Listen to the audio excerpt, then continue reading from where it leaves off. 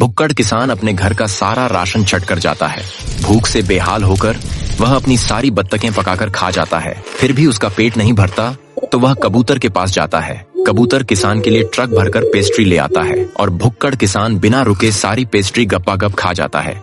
लेकिन ज्यादा खाने से उसका पेट खराब हो जाता है। तब कबूतर उसे एक दवाई देता है जिसे खाकर किसान एक बॉडी बिल्डर किसान में बदल जाता है। लेकिन फिर भी वह रोने लगता है क्योंकि किसी ने उसकी वीडियो को लाइक नहीं किया।